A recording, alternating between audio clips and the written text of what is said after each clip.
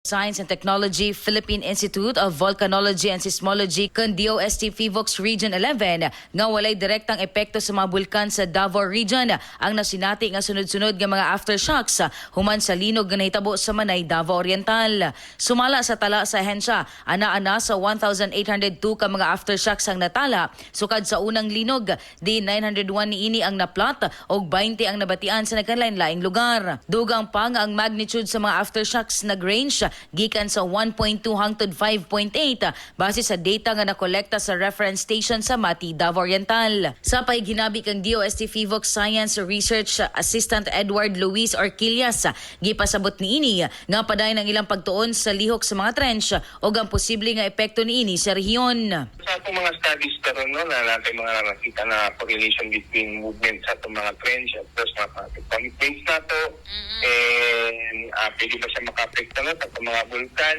Karon pa, ginakandak siya po na studies pa, kaya disod pa kayo sa indetermine kung pwede pa din siya directly makakos. Kaya of course, ilaw man tayo so disod kayo sa ipinpoint.